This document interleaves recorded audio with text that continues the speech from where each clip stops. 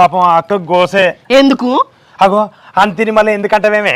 నేనేం విన్నా, నువ్వేం విన్నావు? పైసలు అడుగుదామని పోతే అన్నయ్య లేనేలేడని నేను రంది పడతా అంటే నువ్వేమో ఇంకా పైసలు ఏడత్తాయి మళ్ళీ పైసలు అంటావు. ఎందుకు రావు? ఆ అన్నయ్య రేపు పొద్దుగాల పోతే కలవాడా? గట్టిగా మాట్లాడితే మాగిస్తాడు. ఎట్లిస్తాడే?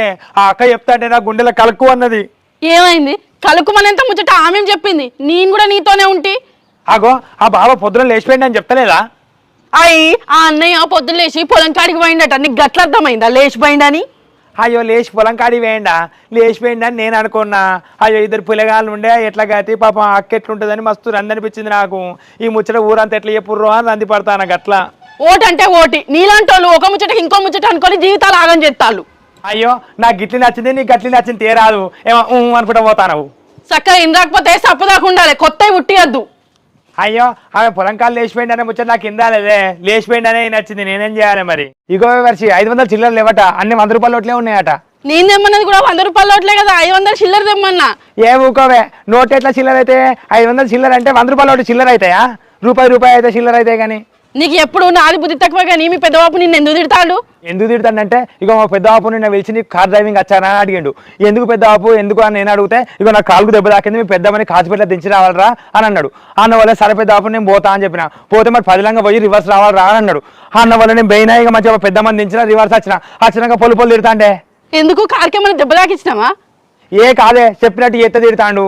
ఎట్లెందుకు తిడతాడు? ఆయన బరాబరి కాచిపేట దించినామని చెప్పిండు కదా. ఆయన చెప్పినట్టే దించి రివర్స్ గేర్ వేసుకొని రివర్సే వచ్చాడు 40 కిలోమీటర్లు. అయినా కానీ బరాబరి ఎత్తే పొల్లు తిడతాండే నిన్న పిలిచి. పోషిని రివర్స్ రమ్మంటే కారు రివర్స్ గేర్ లో 40 కిలోమీటర్లు వచ్చినావా? మెడల్లో ఏంగా కూడా చెప్పినట్టు చేయాలని రివర్స్ గేర్ వేసుకొని వచ్చిన. మస్తు మెడల్ వచ్చినాయి. తెలివి కళ్ళని వెతి మీ పెద్ద బాబు మంచిగా తిడతాడు. నేను మీ చిన్న బాబు కొడుకు ఫెయిల్ అయిందట కదా, నిజమేనా? నిజమేనే, వాడు ఫెయిల్ అయి నన్ను తిడతాడు. ఆ పేపర్లు దిద్దుతోటి తిట్టక. అగో నిన్నెందుకు తిడతాడు? నువ్వు చదువు చెప్పనుండేనట్నా? ఇక నాకు చదువు వస్తుంది చెప్తా, అందుకు కాదు. అగో మరి నిన్నెందుకు తిడతాడు? ఇక వాడు పరీక్షలు పోయే ముందు నన్ను కలిసిన వల్ల అరే పరీక్షలు అంటే ఎర మంచి చదువుకున్నామని అడిగిన. అన్న నాకు సబ్జెక్ట్ చదువుకోలేదు, ఎటున్నాయేమో అర్థమైతలేదు అని అన్నాడు. అన్న వల్ల దానికి ఎందుకు బాధపడతానరా, ఇక పరీక్షలు రాసినప్పుడు నీకు అచ్చకాడికి రాంది, ఇక సార్ దండం పెడితే పుణ్యం ఉంటుంది కాలు మొక్కుతా, ఇక నాకు ఈ పాస్ మార్కులు వేయాలి అని చెప్పి రాయని చెప్పిన. చెప్తే వాడు నన్ను తిడతాడే ఇక ఫెయిల్ అయినాక. అయ్యో మంచి చెప్తే షెడ్ అవుతుంది అన్నట్టు నువ్వు మంచిగా చెప్పినావు కదా, నిన్నెందుకు తిడతాడు? ఇగో అట్లా బతిలాడితేనే మార్కులు ఎత్తారు అనుకోని ఏ సబ్జెక్టులు కూడా ఏం రాలేదట. అన్నిట్లా దండం పెడతా కాలు మొక్తా మార్కులు వేయాలని రాసిండట. నేను చెప్తే వాడు చేసిండు, ఏం చేస్తాం?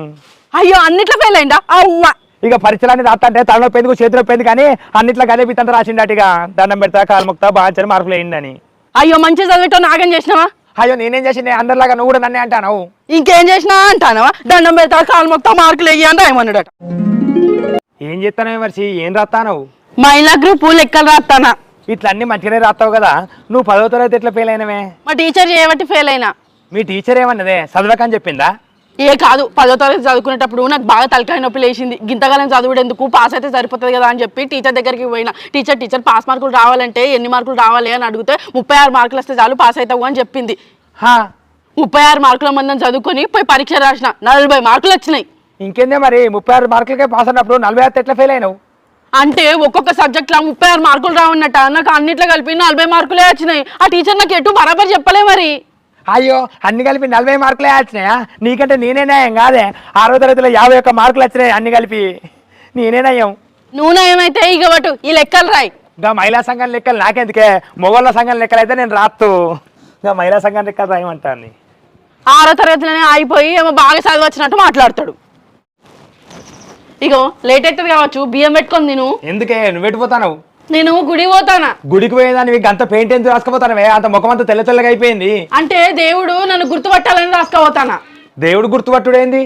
ఇగో మొన్న మా ఫ్రెండ్ వాళ్ళ ఇంటికాడ పూజ చేసుకున్నదట. దేవుడు ప్రత్యక్షమయ్యి నీకు 4 వరాలు ఇస్తా, కోనేర్ల తానం చేసి నా గుడికి వచ్చి మొక్కు అని అన్నాడట. ఇది దబా పోయి కోనేర్ల తానం చేసి గుడికి పోయి ఇక దేవుడు వరాలు ఇస్తాడు, దేవుడు వరాలు ఇస్తాడు అని మొక్కుతూ ఉన్నదట. దేవుడు ప్రత్యక్షమైతలేడట, ప్రత్యక్షమైతలేడట. ఇంటికి వచ్చి తెల్లారి మళ్ళీ పూజ చేస్తే దేవుడు ప్రత్యక్షమయ్యి ఏమైందమ్మా భక్తురాలా, నిన్న గుడికి ఎందుకు రాలేదు అని అడిగిండట. అయ్యో దేవుడా పచ్చశీర కట్టుకొని వచ్చింది నేనే అని అన్నదట. అయ్యో అవునా, రోజు మేకప్ వేసుకొని నిన్న మేకప్ వేసుకోపోయేసరికి నేను గుర్తుపట్టలేదు, నీ వరాలు వేరేటోళ్ళకి ఇచ్చిన అన్నాడట. అవునా, మేకప్ లాగా అంత ముచ్చటున్నారా?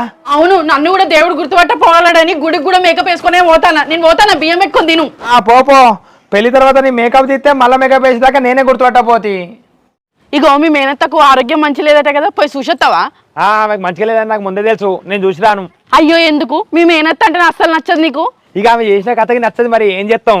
ఆమె ఏం చేసింది అంతగానం? ఇక ఏం చేసిందంటే ఒకసారి మా అమ్మకు మంచిగా లేదు, అయితే వాళ్ళ ఊరికే హన్మకొండకి దవాఖానా పోయినాం వల్ల ఇక మేము ఆకలి అవుతుంది, మధ్యాహ్నం అవుతుంది, పొద్దున పోతుంది, ఆకలి అవుతుందని తినడానికి పోతా అంటే ఇగో మా ఇంటికి వచ్చి చేయగడదూరు రాలి అని అంటుంది.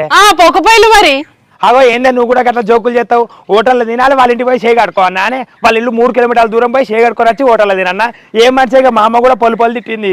ఓష్ని పాడబడా మా ఇంటికాడ చేయి కడుగుతురు రాండి అని అంటే తినడానికి రమ్మన్నట్టు. అయ్యో అవునా, ఆమె ముట్టిగా చేయగడుకోవడానికి వెళ్తుంది అనుకోని నేను తిట్టినా మా అమ్మ తిట్టింది, మరి మా అమ్మకు కూడా తెలియదా? మీ అమ్మకేం తెలుసు? మీ అమ్మకి తెలియదు, నీకు తెలియదు. తినడానికి రమ్మంటే తిట్టచ్చిరట. అయ్యో మా మేనతో తినడానికి పిలిచిందా, ఆ విషయం తెలియక ఇరుగ తిట్టేస్తుంది. ఎటువైన వర్షం ఇవ్వరు దాకా మీ చిన్నమ్మోళ్ళ ఇంటికి పోయేస్తాను. మీ చిన్నమ్మ కొడుకు అమెరికా పోయి 2 కోట్లు సంపాదించిండట, నీకు తెలుసా? అవునా, వాడికి ఇప్పుడు సంపాదించిండా? మేమిద్దరం అనుకున్నామే 2 కోట్లు సంపాదించాలని ఎప్పుడో అనుకున్నాం. నేనైతే ఆ 2 నెలల 3 నెలలనే 2 కోట్లు సంపాదించిన. వాడు 10 సంవత్సరాలు పట్టింది వాడు సంపాదించడానికి. అవునా, నువ్వు 2 కోట్లు ఎప్పుడో సంపాదించినావా? మరి ఎవ్వి? అయ్యో పిచ్చిదాన్న, 2 కోట్లు ఎప్పుడో సంపాదించి ఇంట్లో దాస్తి. ఆగు తెత్తా. ఇంట్లో దాచిండా 2 కోట్లు? ఇగో 2 కోట్లు, ఇది మన పెళ్ళప్పుడు కూడా వేసుకున్నా కాదే, ఇప్పుడు చిన్నగా అయింది. మీ తమ్ముడు సంపాదించింది దాచుకునే కోట్లు, వేసుకునే కోట్లు కాదు. ఇంకా దాచుకునే కోట్లు ఎవరు చూస్తారే, దాచుకునే కోట్లు ఎవరు కన్నా కనబడతాయా? అందుకనే వేసుకునే కోట్లు అయితే వేసుకొని తిరగచ్చు, అందరు చూస్తారు. అబ్బా కోట్లు సంపాదించండి అందరు అంటారు. ఓష్ని పాడబడ, నిజంగానే సంపాదించినావు అనుకున్నా. వేసుకునే కోట్లు పట్టుకొని కోట్లు సంపాదించినా అని చూపెడతాడు. వాడు 2 కోట్లు సంపాదించడానికి 10 సంవత్సరాలు పట్టింది. నేనైతే 2 నెలలనే 2 కోట్లు సంపాదించిన. నేను ఎంత తెలివి కల్లోని, బాగా తెలివి కల్లోని. బిచ్చపతి నువ్వు బాగా తెలివి కల్లోనిరా. బాగా సరే చక్కదనం వేసుకొని రూపోని 2 కోట్లు. అబ్బో జ్వరంలో కూడా పొలం కాడికి వేయచ్చుడా. మరిచి అన్నం పెడుతూ పావే. పెడతాగా, నేను చిన్నప్పటి నుంచి చదువుకుంటే ఇన్ని కష్టాలు ఉండకపోవు కదా, నీకు మంచి ఉద్యోగం వచ్చు కదా. అబ్బో చదువు అంటేనే భయం అవుతుంది, ఇంకెంత కష్టమైనా చేస్తున్నా కానీ చదువుకోకపోదు. ఎందుకు నీకు చదువు అంటే గంత భయం ఎందుకు? ఎందుకంటే మా దూరం చుట్టూ చిన్న బాబు ఇగో అమెరికాకి పోయి బాగా చదువుకున్నాడే, టీవీలో వస్తానే మా బాబు కూడా టీవీలో చూపెట్టి ఇగో చిన్న బాబు లాగా చదువుకోవాలరా అని అన్నాడు. అన్నవల్ల నేను కూడా చదువుకుంటానన్నా. ఏమైంది మరి? ఏమైందంటే ఆ సినిమా బాగా చదువుకున్నాడు కదా, ఆయన స్టేజ్ మీద పిలిచి మాట్లాడమన్న వల్ల ఆయన క్యాపీ వాటి వీటి అని మాట్లాడతాడు. అబ్బో ఈ చదువుకుంటే ఇంగ్లీష్లో పోయి మాట్లాడాలి స్టేజ్ మీదకి ఎక్కని, అబ్బో చదువుకున్నా మంచిది అప్పుడు చదువుకున్నానే గట్లుకున్నా, అందుకనే భయం. ఓషిని చదువుకుంటే నువ్వు కూడా ఇంగ్లీష్లో వాటు గీటు అని మాట్లాడటోనివి కదా. తర్వాత తెలిసింది చదువుకుంటే వీటి వాటి అని అన్ని వస్తాయని. ఏం చేస్తాం, అవన్నీ తెలిసే వరకు ఏజ్ మీద పడ్డది. సరే తిందుతా, మీ బాపు టీవీ చూపెట్టకుండా అయిపో, మంచిగా చదువుకుందు కావచ్చు. అవును నిజమే, మా బాపే తప్పు చేసిండు ఆ టీవీ చూపెట్టి, లేకుంటే బొచ్చేడు చదువుకుందు నేను కూడా వాటి వీటని బాగానే మాట్లాడదు. అవును, మన పెళ్లి కన్నా ముందు నువ్వు డాన్స్ క్లాస్ పోయి మరి డాన్స్ నేర్చుకున్నావట కదా, ఎక్కడ డాన్స్ చేయవెందుకు? నేర్చుకున్నా కానీ పురాగా నేర్చుకోలేదే, అందుకనే ఇక్కడ ఏ బుద్ధి కాదు. ఆగో పోయినావు మరి పురాగా నేర్చుకోకపోయినావు? నేర్చుకోవాలని చూసిందే, మాకు 2-3 అంతస్తుల ఇల్లు లేవు కదా, అందుకనే నేర్చుకోలేకపోయినా. ఏం చేయాలి? అదేంది డాన్స్ నేర్చుకోవడానికి 2-3 అంతస్తులు ఇల్లు ఎందుకు? ఇగో మా మాస్టర్ ముందుగా చిన్నగా డాన్స్ నేర్పించిన తర్వాత రేపు నుంచి ఫ్లోర్ డాన్స్ నేర్పిస్తా, ఫ్లోర్ డాన్స్ మీరు ఇంటికాడ కూడా ప్రాక్టీస్ చేయాలి అని చెప్పిండు. మాకున్నదేమో రేకులు ఇల్లేనా, ఇక ఫ్లోర్ డాన్స్ చేయాలంటే 1 అంతస్తు 2 అంతస్తులో ఉండాలి, ఎందుకంటే ఏ ఫ్లోర్లో ఏమంటే ఆ ఫ్లోర్లో డాన్స్ చేయాలి కదా. ఇక మాకు అట్లా ప్రాక్టీస్ చేయడానికి ఇల్లు లేదని సపరేట్ అవ్వకున్నా. ఓష్ని పాడబడ, ఫ్లోర్ డాన్స్ అంటే నేల మీద చేసే డాన్స్ ఫ్లోర్ డాన్స్ అంటారు, అంతస్తులలో చేసడానికి పని చేసినావా?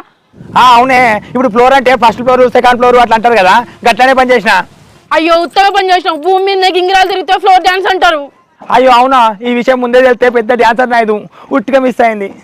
మంచిగా గింగిరాలు తిరుగుతుంది ఇట్లా. ఏం మనిషో ఏమో, ఫ్లోర్ డాన్స్ ఇంటికాడ చేయాలి అంటే అంతస్తులు లేవని అయిపోయినట్ట. ఎట్లయినా మా తమ్ముడు గ్రేటు. ఏమన్నా అంటే మీ తమ్ముడు గ్రేట్ అంటావు, ఎట్లా గ్రేటే? 10వ తరగతి చదివి పరీక్షలు రాయాలే, ఇంకా వాడిని గ్రేట్ అంటారా? తెలివికరంగా ఆలోచించే పరీక్షలు రాయలే మా తమ్ముడు. దానిలో తెలివి ఎక్కడిదే, చదువుకున్నాడు పరీక్ష రాయలేదు ఇంకా తెలివి అంటారా? మా తమ్ముడు 10వ తరగతి పరీక్షలప్పుడు మా బాపు తక్కువ మార్కులు వస్తే తన్నులు తింటారో కొడుకా అని అన్నాడు. అందుకనే మా తమ్ముడు పరీక్షలు రాసుడెందుకు, తక్కువ మార్కులు వచ్చేందుకు అని తెలివికరంగా ఆలోచించి పరీక్షలు రాసుడే బంద్ పెట్టిండు. అబ్బో తెలివి పాడబడి తెలివి, మార్కులు తక్కువ వస్తాయని పరీక్ష రాయలేదా? బాగానే తెలివి ఉన్నది మీ తమ్ముడికి. మా తమ్ముడు గంతగానం తెలివికరంగా ఆలోచిస్తే లాభమే లేదు, పరీక్షలు రాయనందుకు మా బాపు పొల్లు కొట్టిండు. ఇక గంత తెలివి కల్లోని కొట్టరా? ఏమనంటే మా తమ్ముడు తెలివి కల్లోడు అంటది.